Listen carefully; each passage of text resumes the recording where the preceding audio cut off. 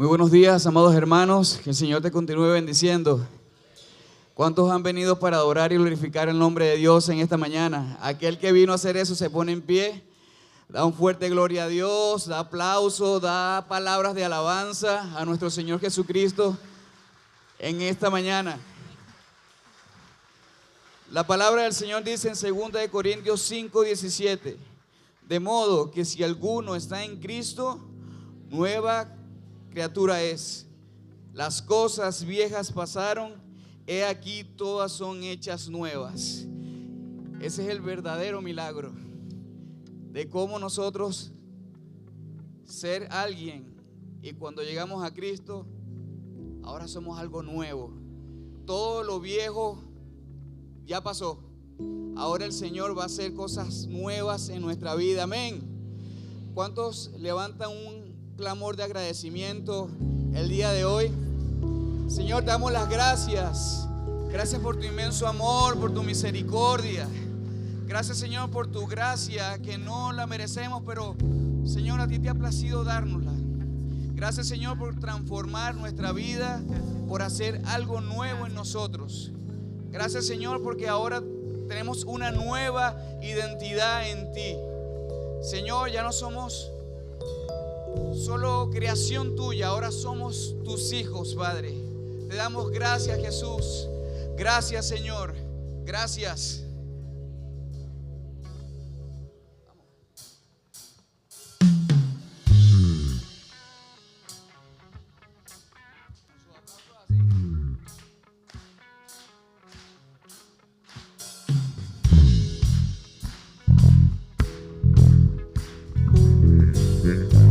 Acompáñeme. Su nueva criatura lo declara la Escritura. Él me ha perdonado, con su sangre me ha lavado.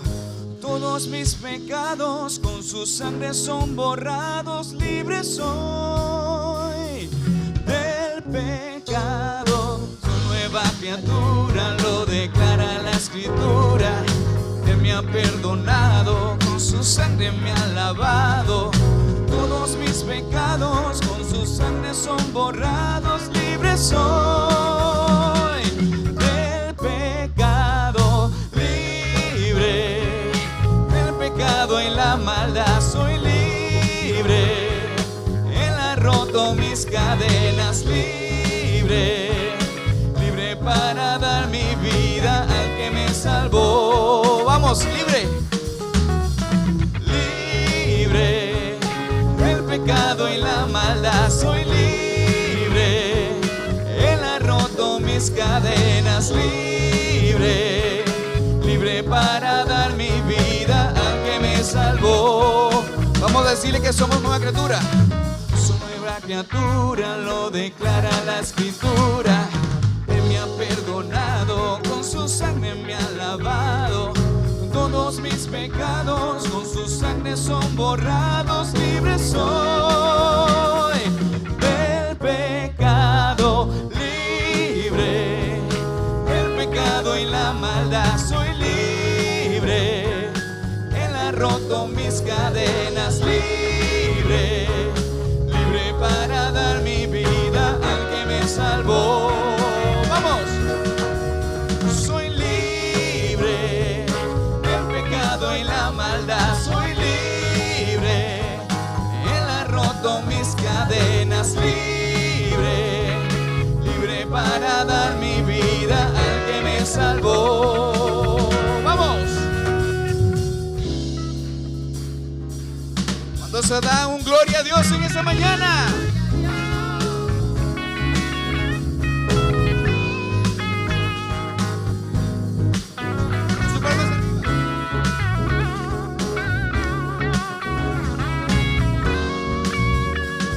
Cantemos. Libre del pecado y la maldad. Soy libre, Él ha roto mis cadenas. Lo podemos hacer mucho mejor. Al que me salvó, pero con sus palmas arriba. Soy libre del pecado y la maldad. Soy libre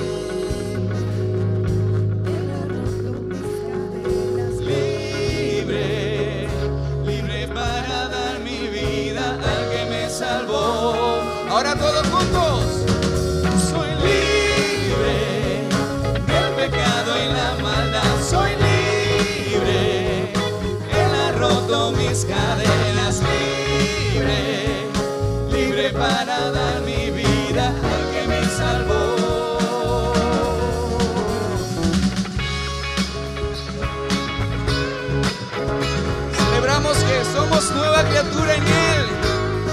Aleluya.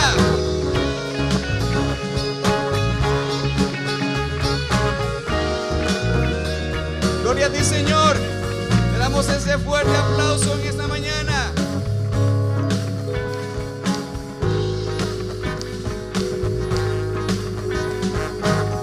Gracias, Jesús.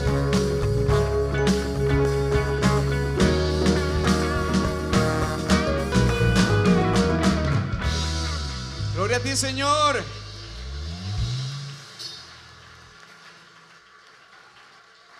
Dale ese fuerte aplauso a Dios.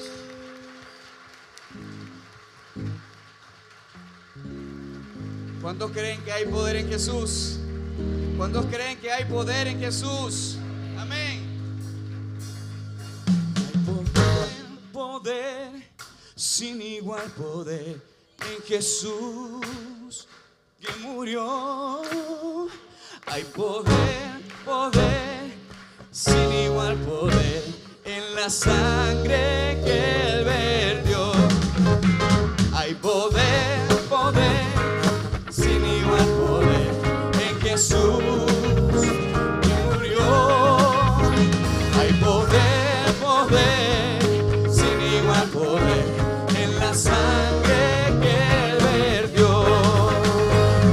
Y quieres ser salvo de toda maldad, tan solo hay poder en mi Jesús.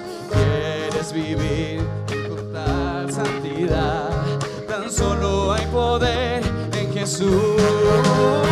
Hay poder, sin igual poder en Jesús que murió. Hay poder, sin igual poder en la sangre que Él vertió. Quieres ser libre de orgullo y pasión, tan solo hay poder en mi Jesús. Quieres vencer toda cruel tentación, tan solo hay poder en Jesús. Hay poder, sin igual poder en Jesús que murió. Hay poder, sin igual poder en la sangre que Él vertió. ¡Vamos! Hay poder, sin igual poder en Jesús que murió. Hay poder, sin igual poder en la sangre que Él vertió. ¡Vamos, Eli!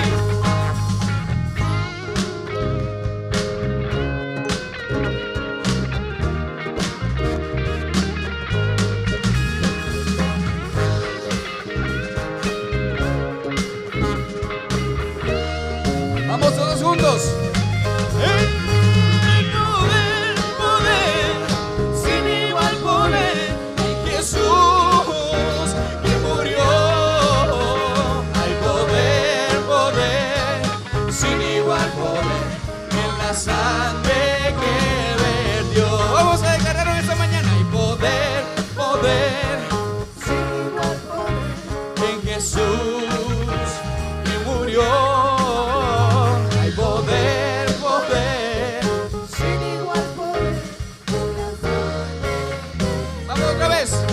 Palmas.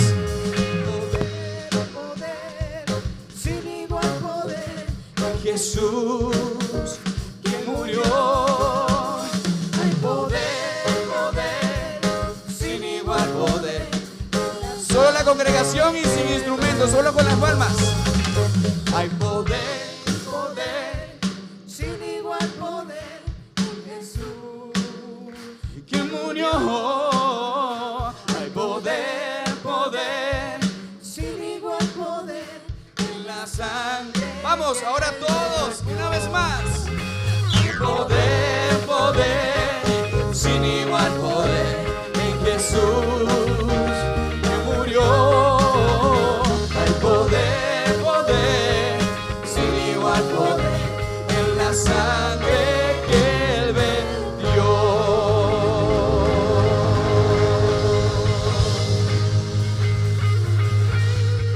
Aplaude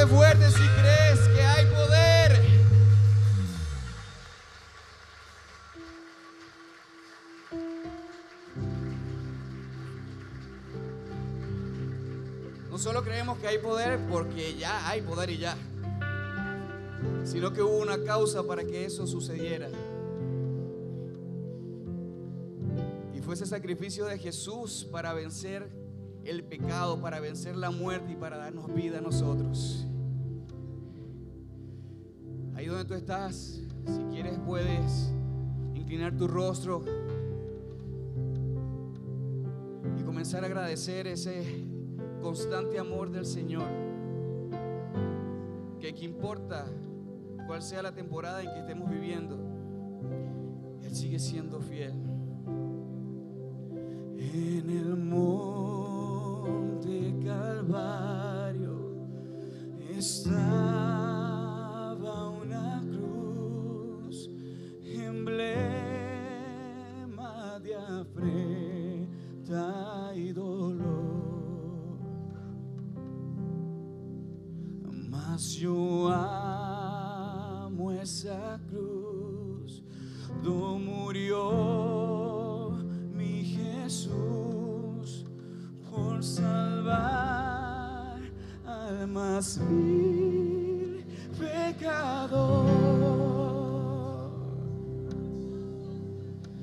Oh, yo siempre amaré esa cruz. En sus triunfos mi gloria será. Y algún día en vez de una cruz, mi corona Jesús me da.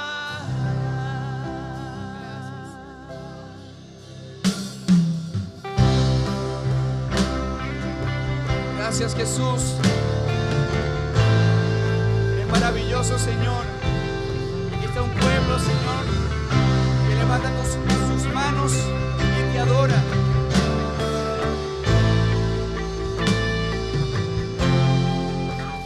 Aunque el mundo desprecie la cruz de Jesús, para mí es de suma atracción, pues en ella llevó el Cordero de Dios.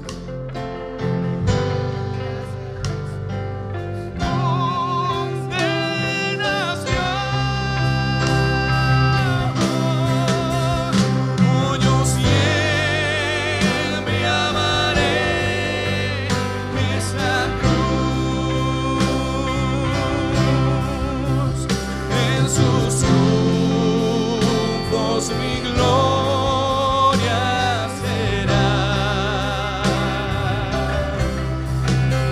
Y algún día en vez de una cruz,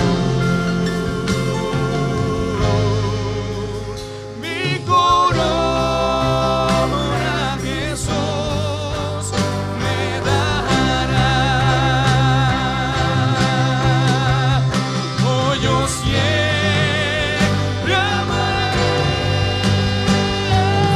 la cruz, en sus triunfos mi gloria será. Y algún día en vez de una mi corona Jesús me dará. Dilo. Mi corona Jesús me dará. Mi corona.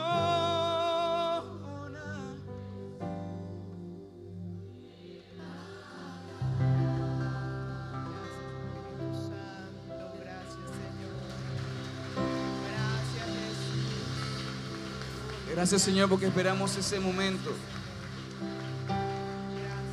Y no es gracias a nuestros méritos, sino al mérito que tú hiciste, Señor.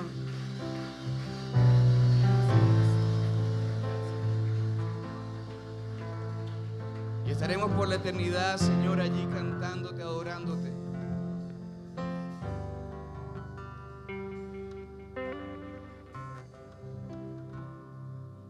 Podemos imaginar cantar: cuán grande es Dios, cántale cuán grande, todos lo verán, cuán grande es Dios. Una vez más, cuán grande.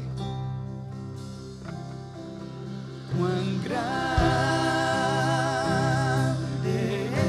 es Dios, cántale cuán grande es Dios, todos lo verán, cuán grande es Dios.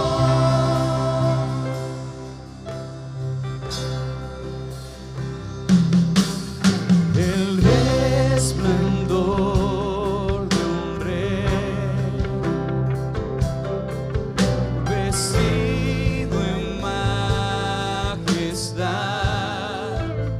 la tierra alegre está, la tierra alegre está.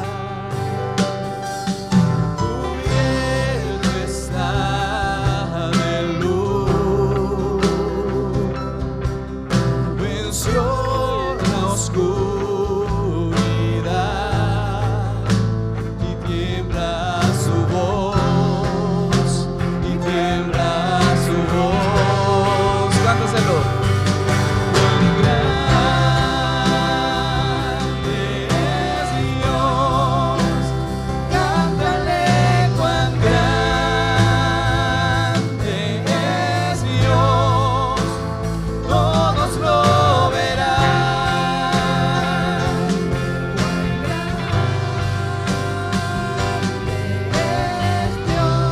El resplandor de un rey.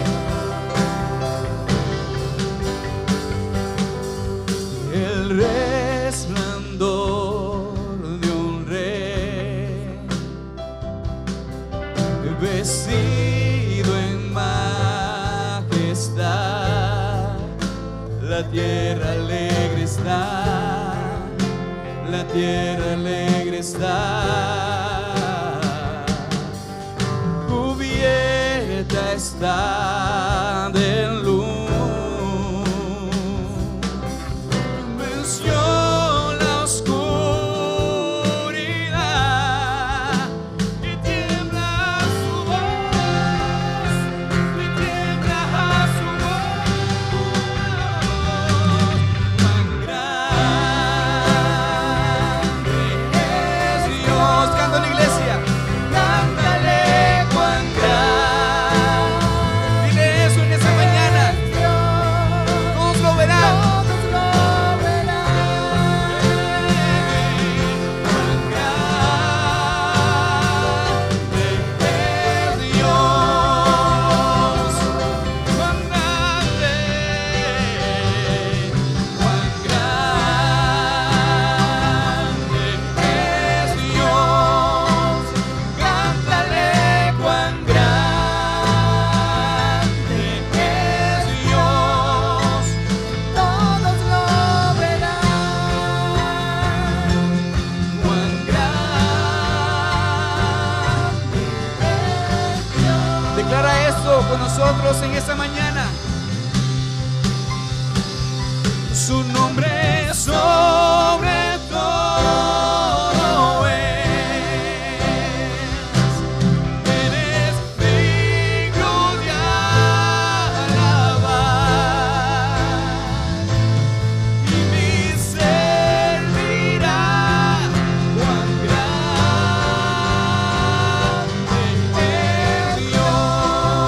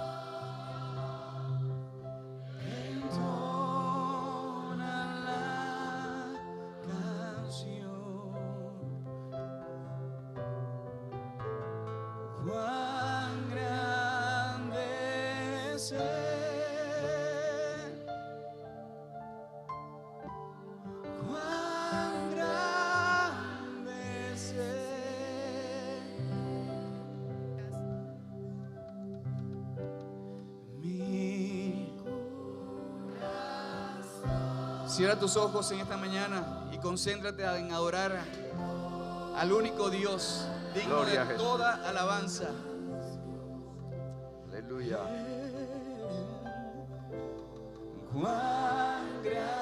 Eres grande, Señor. Eres grande y poderoso. Digno de toda honra, gloria y alabanza.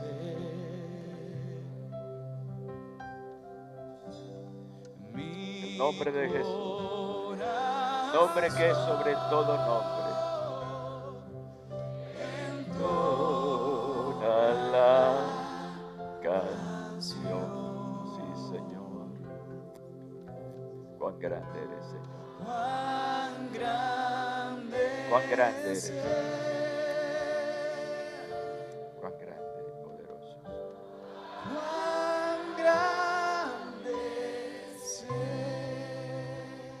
Sí, Señor.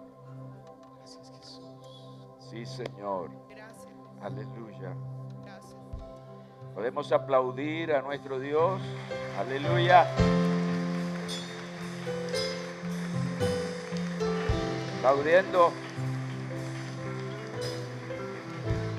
Pueblos todos, batid las manos. Aleluya, levántalas. Levántalas. Solo a Él nos rendimos. Solo a Él, digno de toda honra, gloria y alabanza, el Salvador. Oh, gloria a Dios.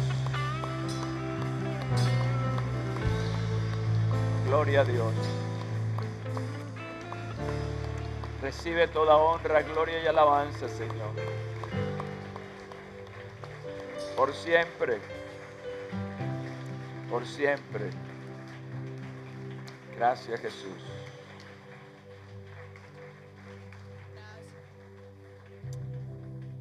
Te damos gracias, Señor. La adoración de nuestros tiempos tiene su historia. Y como historia tenemos que conservar esa historia. Un pueblo que olvida su historia está destinado al fracaso.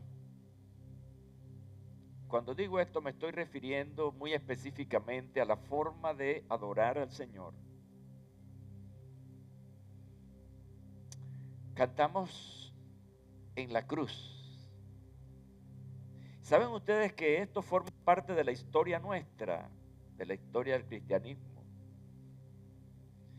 La etnología jugó un papel muy importante en los inicios de la iglesia y especialmente post-reforma. Ese himno en la cruz fue escrito en 1707 y su autor fue Isaac Watts. ¿Saben por qué me gusta la etnología? Porque la etnología está cargada de teología. La etnología está cargada de Biblia. ¿Sabían ustedes que muchas iglesias, sí, podemos incluirla en nuestra, cantamos canciones que no tienen nada que ver, no tienen profundidad, es una repetidera de cosas? La etnología, a diferencia de un coro, tiene una serie de estrofas y cada estrofa tiene una relación con la Biblia, con la teología. Y a mí me encanta que ustedes hoy hayan cantado en la cruz. Porque precisamente le he estado mandando mucha información a la ministra con canciones viejas, que no son viejas, porque la palabra de Dios no pasa de moda.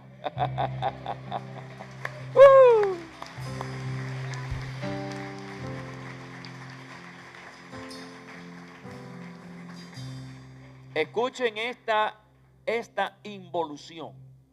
Escuchen esta involución. Años 80 aproximadamente, cuando comienza todo este movimiento de adoración y alabanza, que previo a eso lo que cantábamos en las iglesias era himnos. Y en Australia, ¿saben lo que pasó en Australia? Hicieron una hoguera y quemaron los ignarios. Eso es fascismo, ¿sabe? Una de las características del fascismo es destruir toda aquella historia que no sea conveniente a la ideología. Quemaron los ignarios porque ahora estábamos en una cosa nueva. No digo que eso nuevo sea malo. Lo que es malo es el contenido que carece de profundidad bíblica. Quiere decir, y esto es bien importante, que cuando cantamos himnos como este en la cruz, estamos aprendiendo y estamos ratificando lo que dice la Biblia, la palabra de Dios. Y yo creo que va a ser a partir de este domingo, porque tenía una conversación pendiente, estaba mandándole himnos a la ministra Luz, y yo quería colocar una fecha para que comenzáramos a cantar. No es que ahora vamos a cantar himnos todo el tiempo, pero sí es bueno cada domingo enseñarles a ustedes, que son una generación de evangélicos nuevos, algo de eso. Y no sabe cuánta riqueza espiritual vas a tener. Aleluya.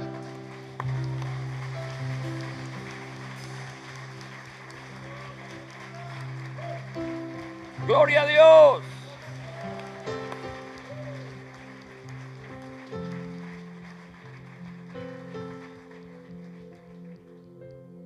No dudo que por ahí estén diciendo, el pastor José está echando para atrás. No, estoy hacia adelante. Amén, así es. Porque tenemos que darle a la palabra de Dios la fuerza que realmente ella tiene. Así es. La palabra de Dios no ha perdido la fuerza y su poder. Nosotros le estamos restando al esconderla y no darle el lugar que realmente debe tener la palabra de Dios. Vamos. En el monte Calvario está Monte Calvario. una cruz,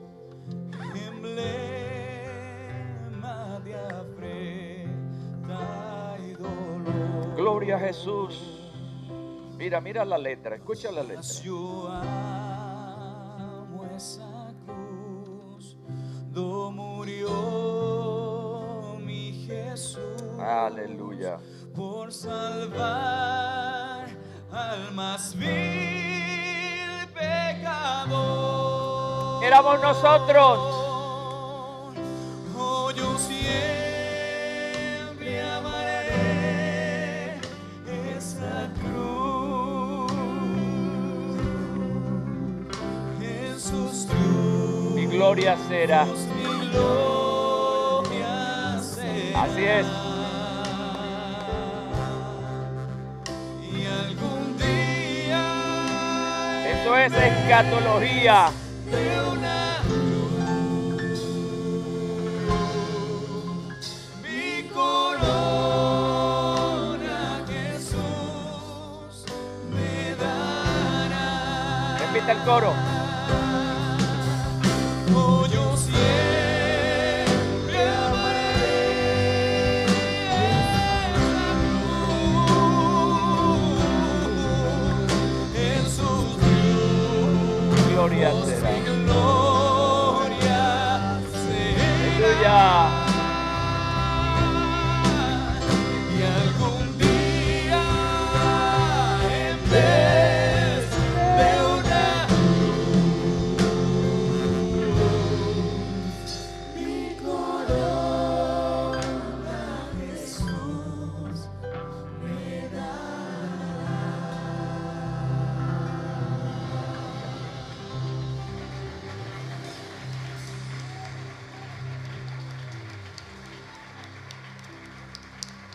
Aleluya.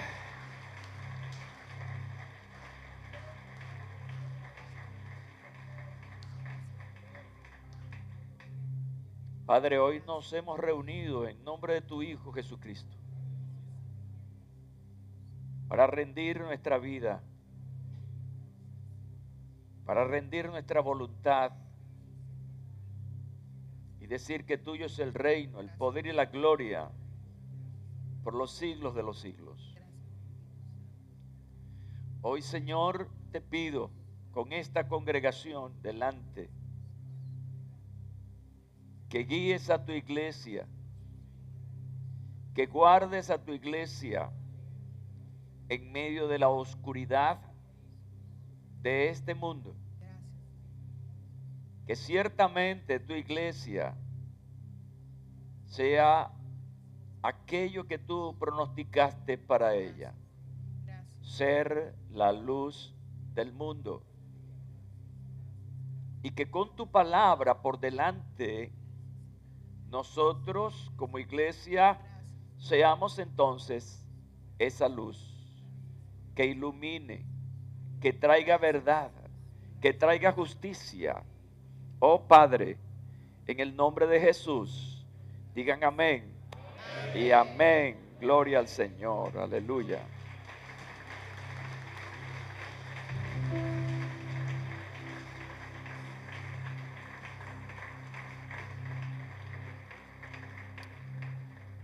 Siéntense, por favor.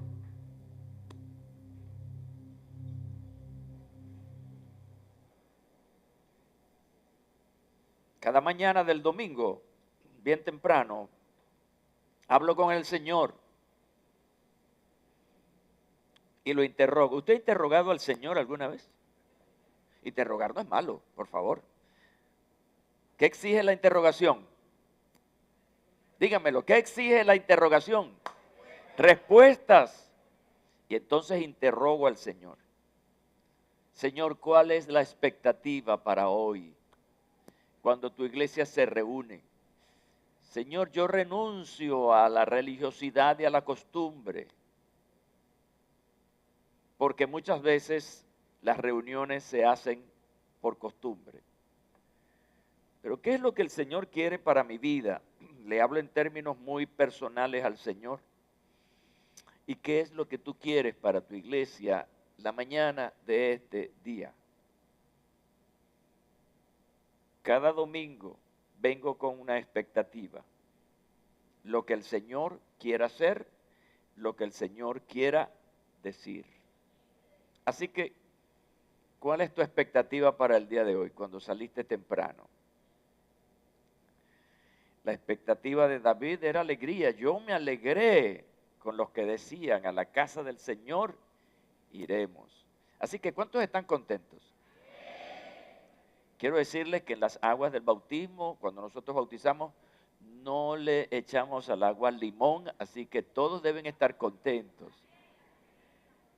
Hay hermanitos que parece que fueron bautizados en guarapo limón. Mira, hoy cerramos la serie, esta serie maravillosa que titulamos en su oportunidad Los Milagros de Jesús. ¿Cuántos se han gozado durante esta serie? Amén, ciertamente. Entre nuestros predicadores invitados, predicadores de acá, de la casa, y yo narramos y aplicamos una parte de los milagros de Jesús, porque ciertamente son muchos milagros registrados, aparte de aquellos donde los evangelistas indican y Jesús sanó a muchos. Quiere decir que no están registrados específicamente. Y como es el cierre, yo quiero dejarte algo importante de esta serie.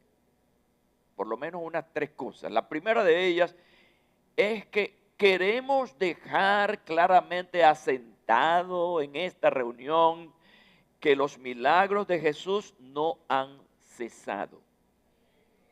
Gracias por los 3 amenes. Los escuché clarito. ¿Saben por qué no han cesado esos milagros? Porque la misma palabra de Dios nos habla de la continuidad de obras milagrosas del Señor. Estas palabras que voy a leer ahora son palabras de Jesús. Estas señales seguirán a los que creyeren. En mi nombre echarán fuera demonios. Hablarán nuevas lenguas. Quitarán serpientes. Y si bebieren cosa mortífera, no les dañará. Y luego concluye diciendo, sobre los enfermos pondrán sus manos y sanarán. Y el Señor, después que les habló, fue recibido arriba en el cielo y sentóse a la diestra de Dios. Y ellos saliendo, predicaron en todas partes, obrando con ellos el Señor y confirmando la palabra con las señales que les seguían. Amén. ¿Quién dijo eso? Lo dijo Jesús. Estas señales, yo no sé de dónde sacaron algunos que estas señales acabarían hasta el último de los apóstoles bíblicos. No sé, eso no lo dice la Biblia. Realmente no lo dice la Biblia. Por lo tanto, Jesús le está dando a eso una continuidad. Seguirán a los que creyeren. Lo otro es que esto nos inspira a nosotros, nos enseña y nos anima en la autoridad dada por Jesús para orar por sanidad y milagros. ¿Por qué yo oro por sanidades y milagros? Porque el Señor dijo, estas señales seguirán a los que creen. ¿Y a quién determinó de manera exclusivista el Señor para hacer eso? Pregunto, ¿quiénes pueden hacer eso? ¿Quiénes pueden orar por los enfermos? ¿Quiénes pueden imponer la mano sobre un enfermo? Los que creen. Y estas señales seguirán a los que creyeren. Así que todos los que estamos acá, los que creen en el Señor, ¿cuántos creen que Jesús es el sanador? Entonces tú has recibido una autoridad para hacerlo. Y si no se sana, olvídese de eso. Usted obedezca a orar por los enfermos. Amén. Lo demás lo hace el Señor. Sumado a esto, la enseñanza neotestamentaria liderada por el apóstol Pablo enseña acerca de los dones espirituales, entre los cuales mencionan los dones de sanidad y milagros. Está en plural. El don está en plural. Milagros. Estos entonces nos dice que hay algunos, escuchen bien, hay algunos hermanos que tienen el don de la sanidad y el don de los milagros. Pero eso no te impide a ti, ante una circunstancia, una necesidad de una persona enferma, orar por ella para ser sanada en el nombre de Jesús. La tercera cosa que quiero dejarte al final de esta serie es que si nosotros, los que estamos aquí, y una gran mayoría de la iglesia evangélica, cree en la continuidad de los milagros, hay algunos que creen que los milagros han caducado. A ellos se les conoce como cesacionistas, porque creen en que los milagros se realizaron hasta el último de los apóstoles. A partir de allí, entonces no hay este tipo de manifestación. En teología, estas personas sostienen que los dones milagrosos del Espíritu Santo como hablar en lenguas, profecía y sanidades, cesaron tras la muerte de los apóstoles y la finalización del canon bíblico. Es decir, cuando se cerró todo el contenido de la palabra de Dios como lo tenemos en nuestras Biblias, hasta allí entonces, según ellos, cesaron las manifestaciones espirituales. Nosotros tenemos que creer más en lo que señala la palabra de Dios que en lo que otros dicen sin tener una aprobación de lo que diga la palabra en relación al cese de operaciones milagrosas. Ahora, hoy quiero contarte los hechos de la historia del milagro realizado por Jesús al esclavo de un centurión. Ese milagro tiene unas características interesantes. Y este centurión romano, allí en la ciudad de Capernaum, de la cual les hablé en una oportunidad, que era el lugar donde Jesús residía y era como su centro de operaciones, de allí salía para predicar el evangelio. Y de hecho en Capernaum Jesús enseñó grandes mensajes y también sanó a muchos enfermos. Este milagro al que hago referencia en el Nuevo Testamento lo encontramos narrados por el evangelista Mateo en el capítulo 8, para que lo tengan, versículos 5 al 13, ahí está la narración. Y también Lucas hace esa narración en el capítulo 7, versículo 1 al 10.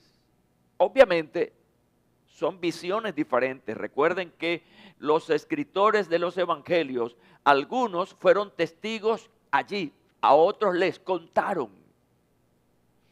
Resulta entonces que es posible que hayan algunas diferencias en los detalles, pero preservando siempre la esencia del acontecimiento. Esto entonces nos da a nosotros una motivación importante para creer, para confirmar este milagro. Pues dos hombres que uno estuvo con el Señor, el otro recibió información, nos dicen acerca de este maravilloso hecho portentoso de parte del Señor.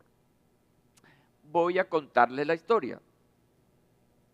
Entrando Jesús en Capernaum, vino a él un centurión rogándole, diga, rogar, y diciendo: Señor, mi criado está postrado en casa, paralítico, gravemente atormentado.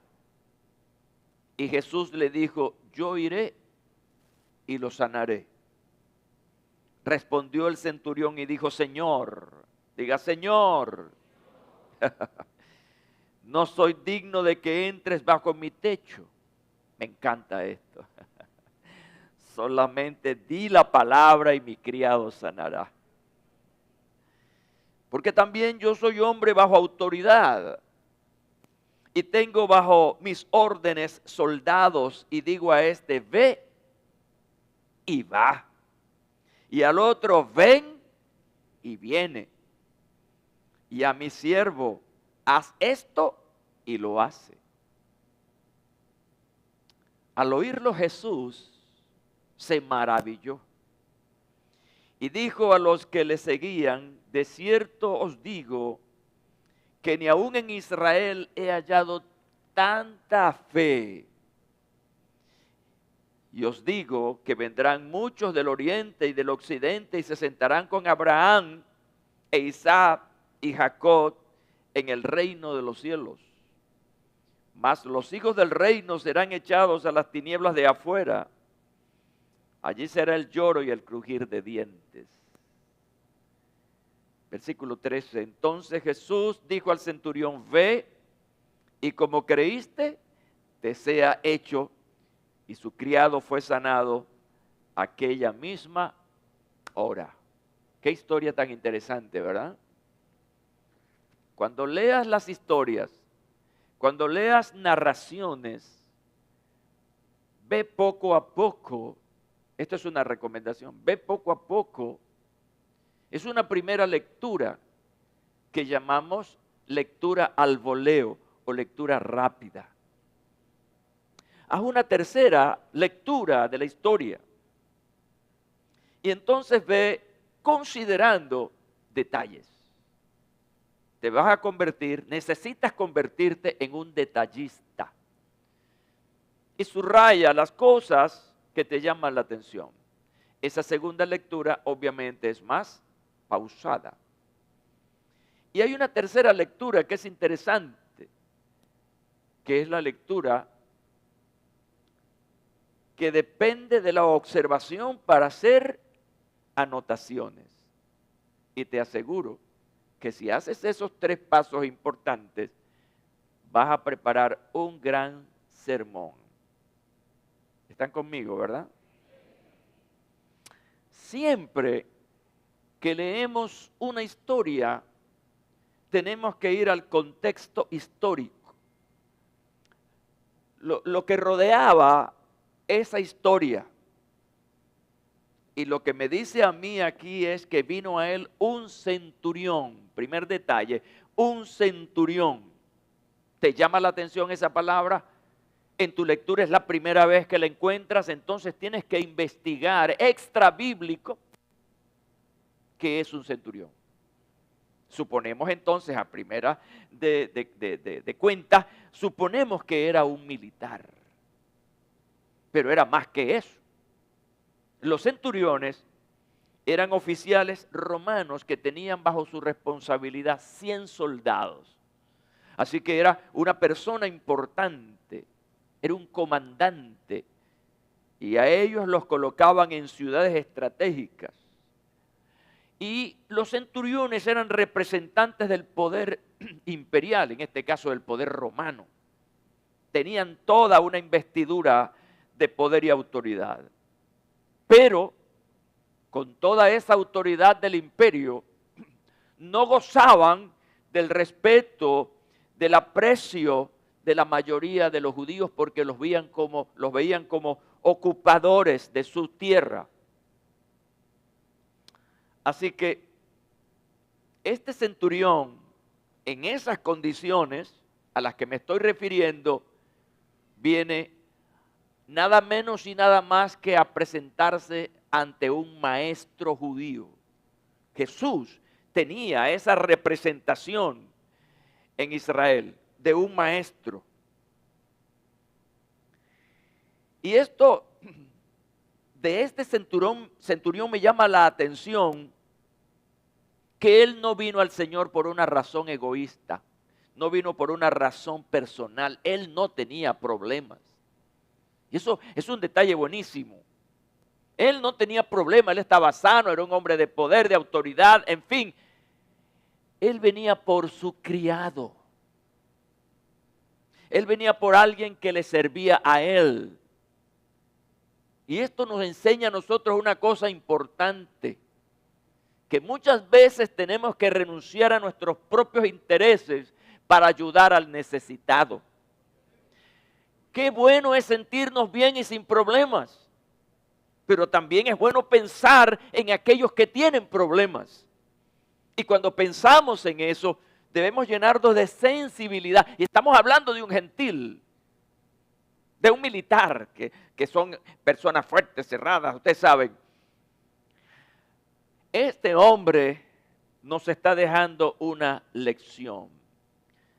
La persona por la que él se siente sensibilizado no era su mamá, su papá, su primo, su tío, alguien de su entorno familiar. Era su criado. ¿Y un criado qué era? Un esclavo. Era una persona de quinta. Busco a otro y se acabó. Pero él tuvo esa sensibilidad. Aprendamos del centurión romano hoy a ser sensibles, condescendientes. Este centurión muestra, aparte de esa sensibilidad por su esclavo, otras características excepcionales que están en el pasaje. Número uno, tuvo respeto por Jesús. Reconoció la posición de un judío. Lo llamó maestro o lo entendió desde ese punto de vista. Tuvo su preocupación por su siervo enfermo. Y cuando consultas a Lucas, en esta narración, te vas a dar cuenta que este centurión tenía una buena relación con la comunidad judía local. Y fue tan condescendiente con esa comunidad que según Lucas les había construido una sinagoga. Una sinagoga es una especie de centro de estudios donde los judíos se reunían para estudiar la Torá, para estudiar las Sagradas Escrituras. Y eso hizo este hombre, no tenía por qué hacerlo. Y eso le ganó entonces el respeto de la gente. Ahora hay un detalle interesante que colinda de ese centurión o de los centuriones. Existen por lo menos 7 casos en el Nuevo Testamento donde se menciona un centurión. Y lo interesante aquí, curiosamente, es que presenta a estos centuriones como hombres honorables y buenos. Cosa rara, ¿verdad? Por eso es un hecho curioso. La singularidad, entro ahora específicamente al milagro. La singularidad de este milagro radica en varios aspectos que yo he separado para analizarlo mejor con ustedes hoy. 3 por lo menos aspectos excepcionales de este milagro. El primer aspecto es uno de los pocos casos donde Jesús sana a distancia. Esto llama la atención. Creo que de todos los mensajes que hemos predicado aquí sobre los milagros de Jesús, este es el primero donde hablamos de este hecho inusual de Jesús, de declarar un milagro a distancia, es decir, sin contacto físico con el enfermo. Y este dato, pues obviamente curioso, pero nos muestra, aparte de esto, las varias formas para realizar milagros. Y aquí voy con unos datos maravillosos de acuerdo a estadísticas producidas por el estudio bíblico acerca de milagros del Señor. Los milagros de Jesús, narrados precisamente por los evangelios, se clasifican principalmente en 4 formas o tipos que demuestran su poder divino. La primera son lo que llamaríamos las curaciones o sanidades físicas, que en este estudio se dan aproximadamente en un 49%. Interesante eso. Casi la mayoría, o la mayoría en comparación con los otros, de un 100%, Jesús operó mucho en las sanidades al cuerpo físico. Otra manifestación de milagros es el control sobre la naturaleza. Un 30%. En la liberación de personas que tenían demonios, un 14%. Y en la resurrección de muertos, un 8%. Y esto evidencia su autoridad sobre el cuerpo, sobre la creación, sobre el mundo espiritual y sobre la muerte. Nos dice entonces que este es un poder ampliamente demostrado aquí en estos milagros, en su diversidad. Me encanta ver a Jesús como un ministrador diverso, que no se enfocó solamente en una cosa. ¿Y cuál era el propósito de todo eso? Bueno, demostrar que Él era el Hijo de Dios, que había sido enviado y que esas obras demostraban que Él precisamente era el Hijo de Dios. en sanidades, Jesús sanó, y aquí vamos para ver también en la parte de sanidades que también fue diverso. El Señor sanó diversas enfermedades, incluyendo enfermedades de la época que eran terribles, como la lepra, la ceguera, la parálisis, hemorragias, por ejemplo el caso de aquella mujer que estuvo durante 12 años enferma con un flujo de sangre. Control sobre la naturaleza. Demostró ese dominio físico convirtiendo, por ejemplo, el agua en vino. Vaya, un gran hecho. Creativo. Multiplicó los panes y los peces. Calmó la tempestad. Y saben que Jesús caminó sobre las aguas, rompiendo todas las leyes físicas. Entonces esto es bien interesante. Lo que se llama por ahí exorcismos. La liberación. Expulsó espíritus malignos y demonios, liberando a las personas poseídas. Un caso emblemático se conoce con el nombre del endemoniado Gadareno. Alguien dijo, oye, pero que ese endemoniado tenía dinero porque era un endemoniado ganadero.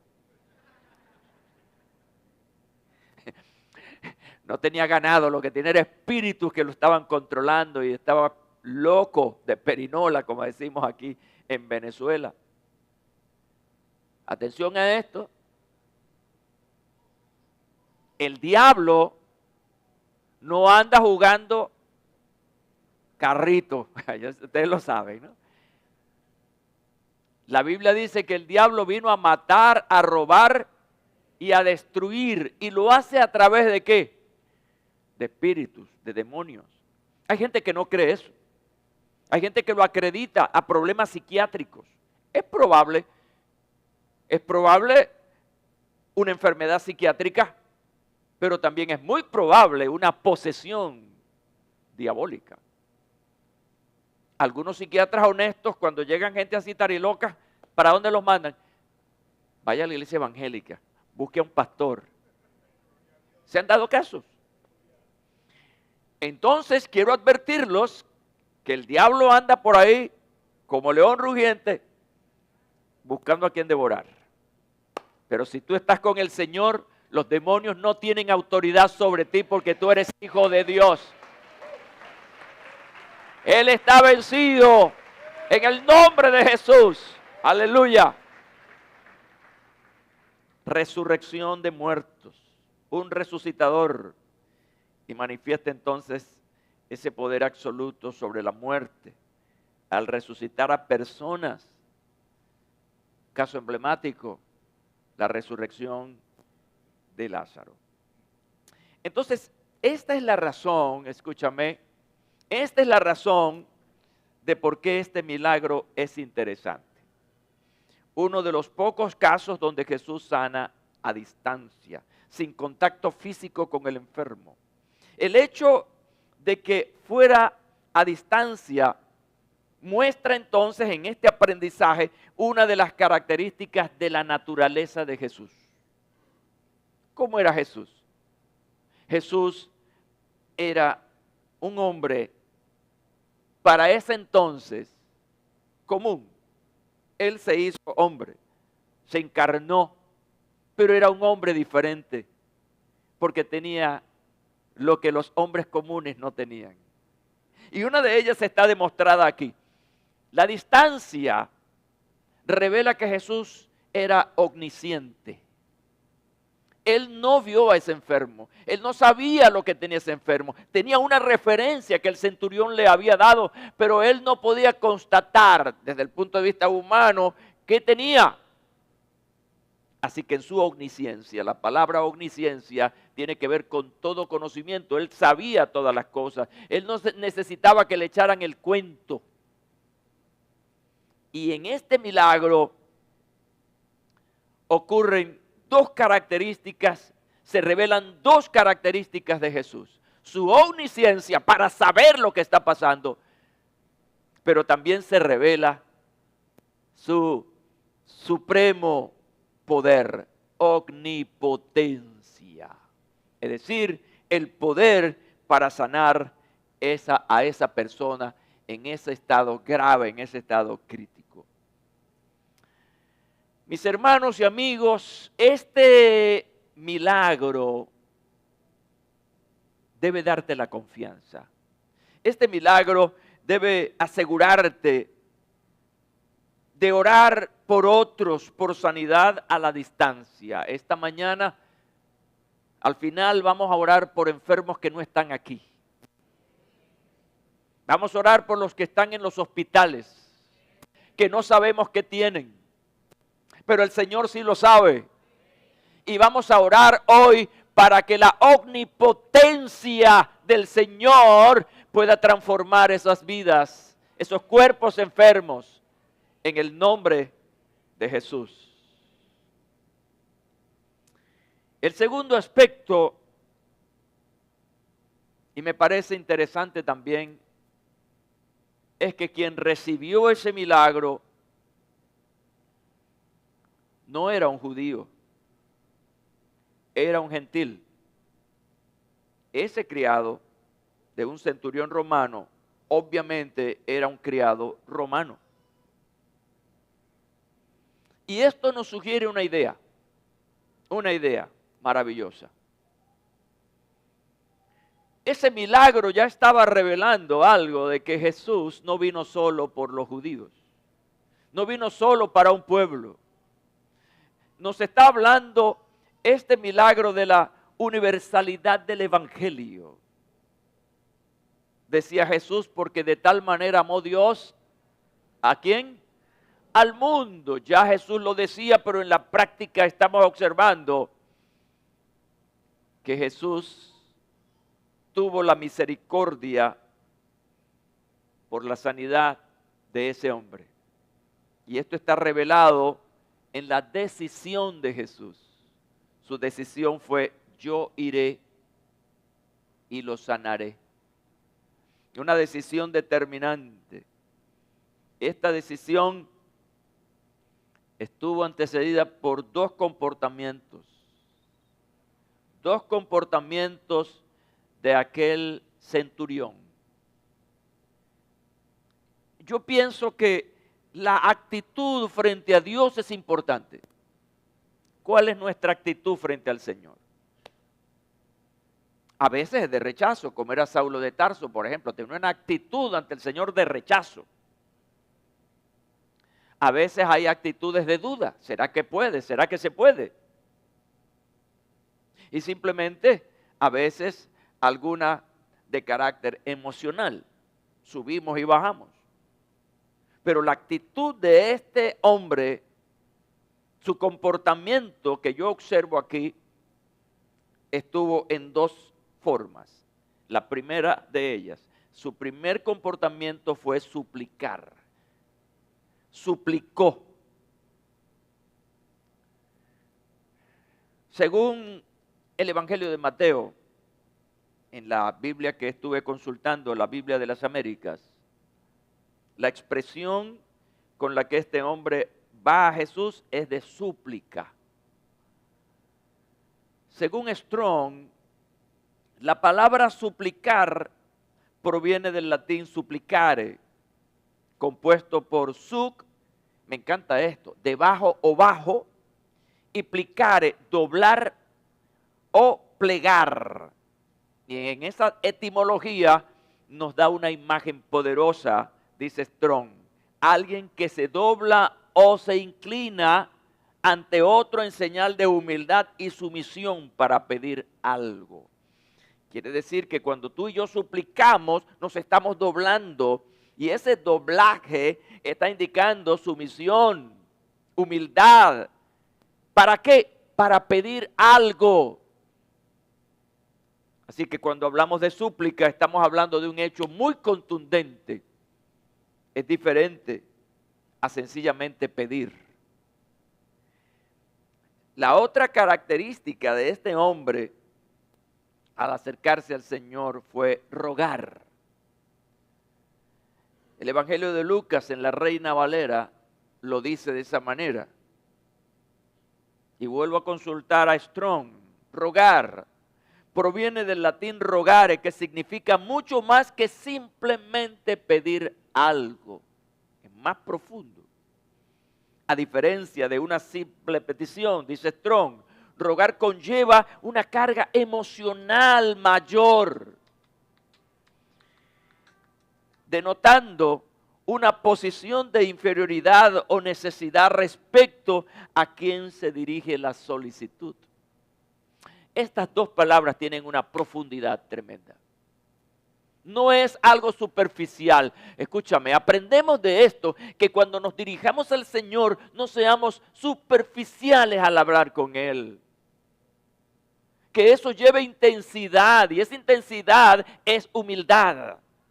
Hay que humillarse delante del Señor. Y humillarse delante de Él no es otra cosa que reconocer su señorío, su poder, que estamos frente, oye, al Dios del cielo. Que delante de Él no somos nada. Hay que quitar la arrogancia cuando se habla con Dios. Es que yo me lo merezco. No nos merecemos nada. Somos el producto de la gracia de Dios. Bendito sea el nombre de Él. Es por gracia, es por un regalo, no porque lo merezcamos. Así que vamos a hablar con el Señor, vamos a dirigirnos a Él con súplica, en el sentido real de la palabra, con ruego, en el sentido real de la palabra, con respeto al Señor. El otro comportamiento de este centurión, estoy hablándoles como de la antesala al milagro. ¿Están conmigo, verdad? ¿Sí me van siguiendo? El milagro todavía no se ha producido. Estamos en la antesala. ¿Cuál fue la actitud de quien solicita el milagro? ¿Sabes cómo se dirigió el centurión a Jesús? Por un título: Señor. ¿Sabes que a cualquiera le dicen Señor? Ya como yo tengo esta edad, no, ya, ¿qué quiere, Señor? ¿A cuántos le dicen Señor por ahí? O señora. Sí, pero no, para nosotros eso es un concepto que se da por la edad o porque uno tiene mucho dinero. Señor, el gran Señor. En mi caso es por la edad, no por lo otro.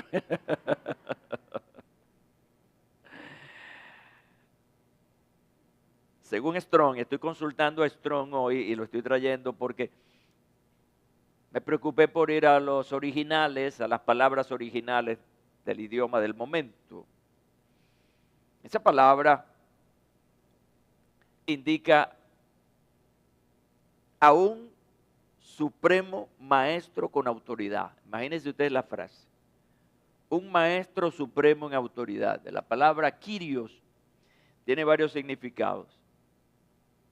El que propondera se refiere a alguien que tiene poder legal, señor, maestro.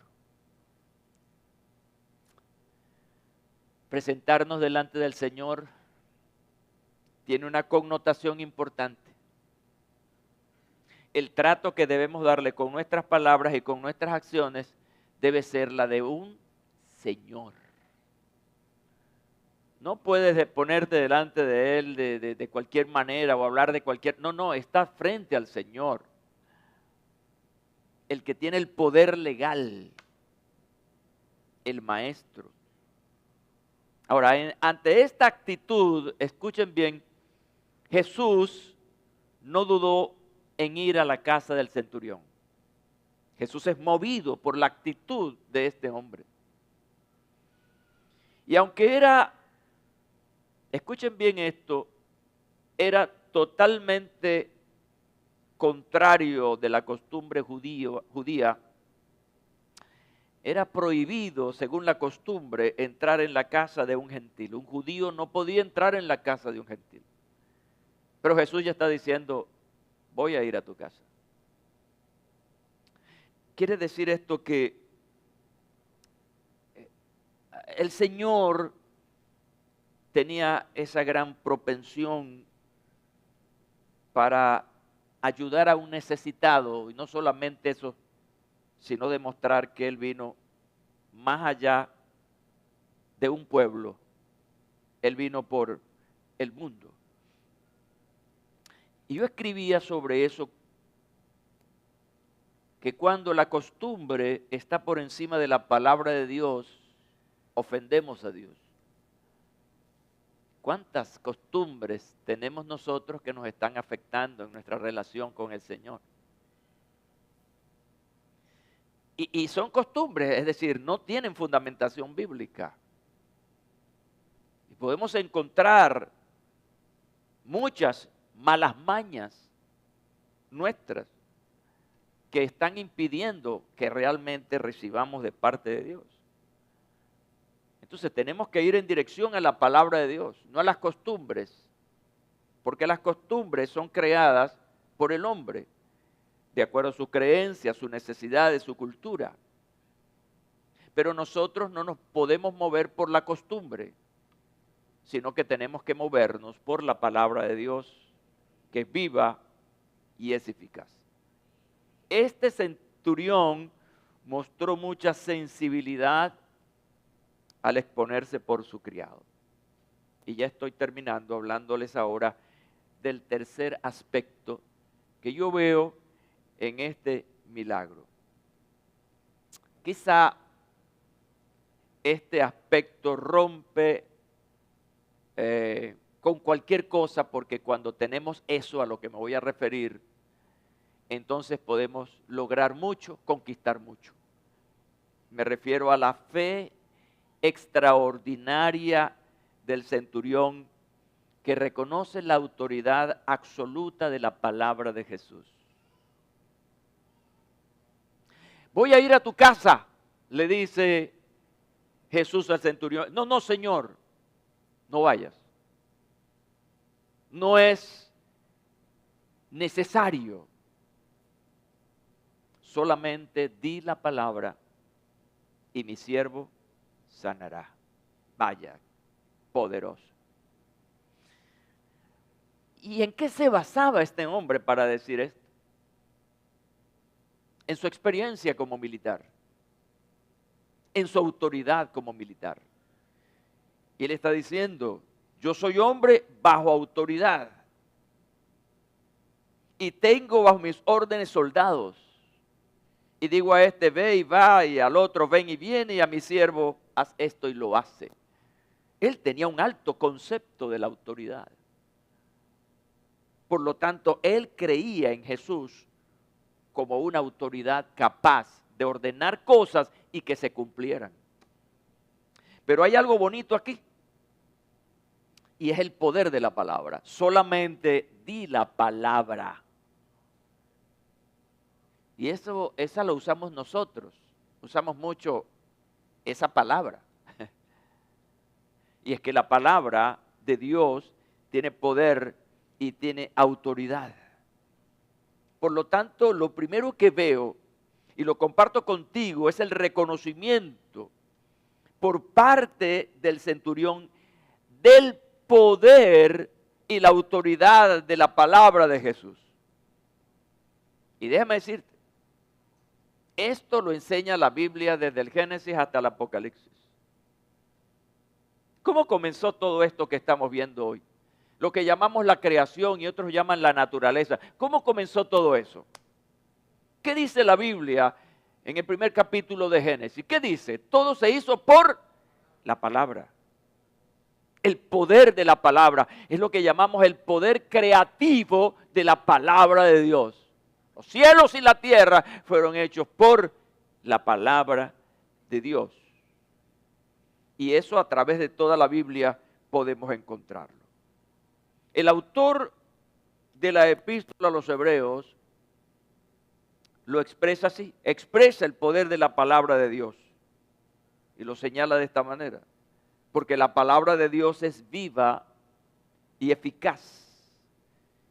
Y utiliza estas metáforas, más cortante que toda espada de dos filos, y penetra hasta partir el alma y el espíritu, las coyunturas y los tuétanos, y discierne los pensamientos y las intenciones del corazón. Así de poderosa es la palabra de Dios. Es una palabra que crea, una palabra que confirma, una palabra que enseña, una palabra que dirige. Tú y yo tenemos ahora la palabra de Dios. Y la característica que da el autor a los hebreos aquí es que la palabra es viva y eficaz. Si hablamos de una palabra viva, nos está diciendo que es una palabra capaz de crear. Es eficaz porque genera resultados. Y nosotros que estamos aquí somos producto de la palabra de Dios, la cual hemos creído, de la cual sabemos que al usarla tiene esta autoridad. Este hombre reconoció el poder de Jesús al llamarlo Señor.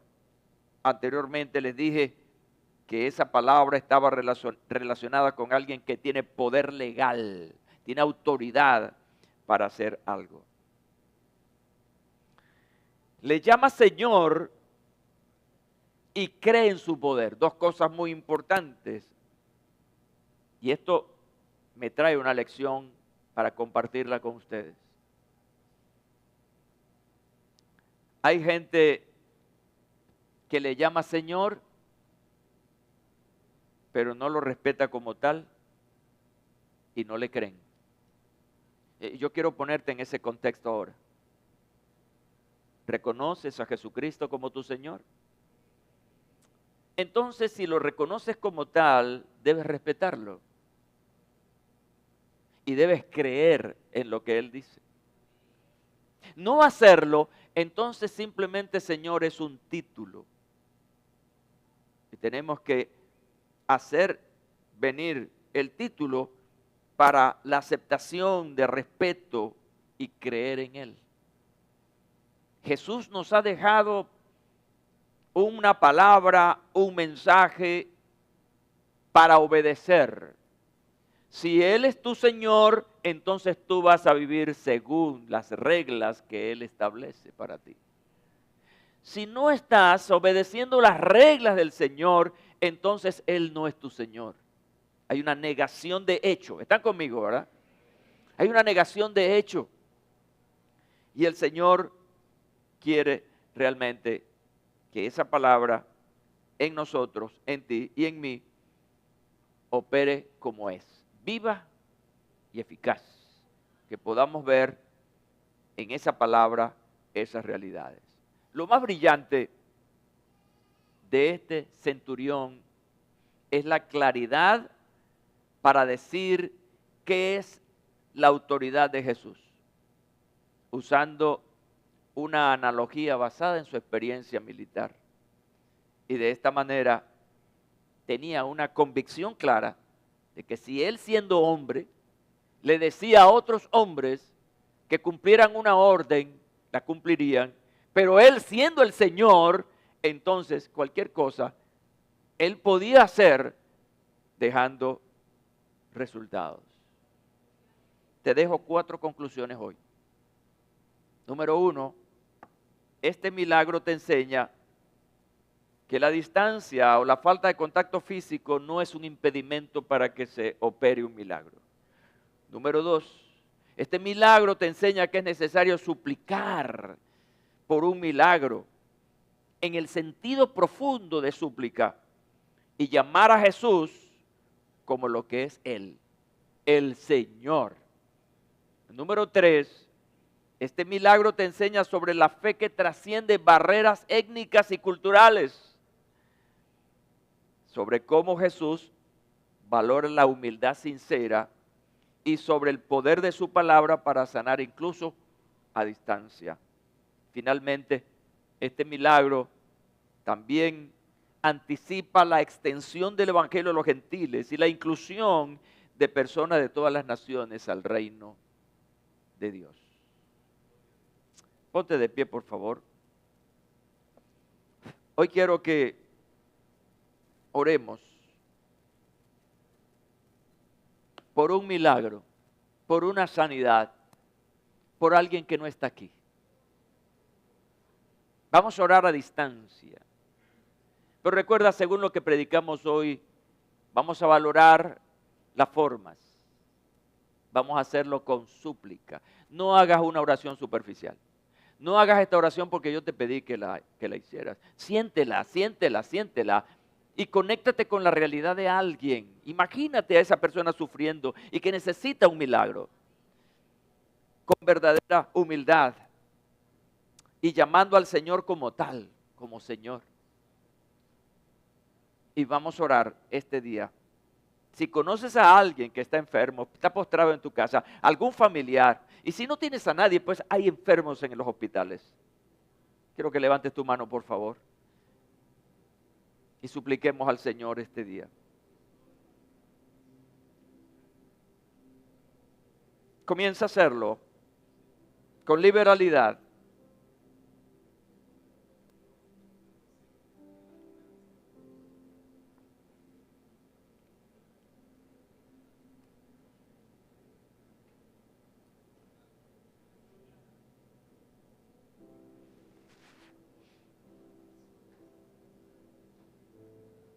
Vamos.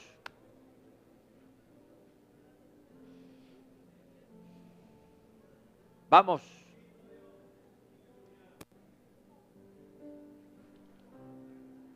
Tú eres quien sana, Señor. Lo has dicho en tu palabra, estas señales seguirán.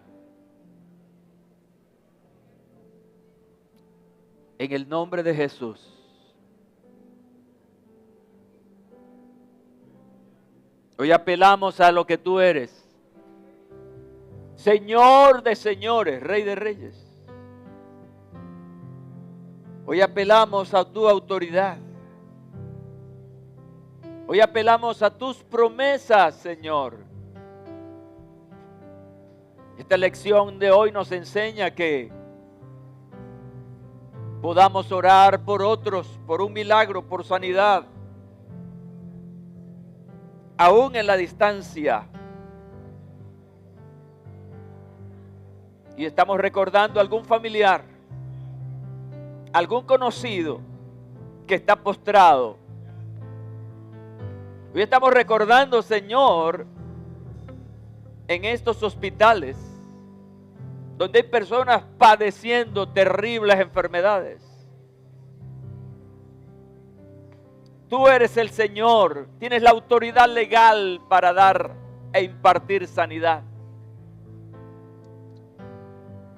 Quizá no lo sepamos que está sanando a alguien, pero por fe hoy entendemos que es posible. Pon tu mano sanadora, Señor. Pon tu mano sanadora, Señor. Y liberta de toda esclavitud, de enfermedad. Tú eres el Señor. Tú eres el Señor. Di la palabra hoy, Señor. Di la palabra. Di la palabra, Señor.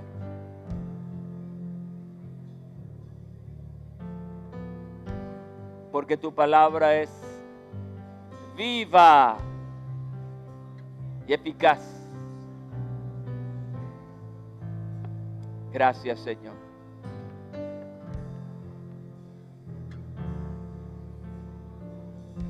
Gracias, Señor. Dale.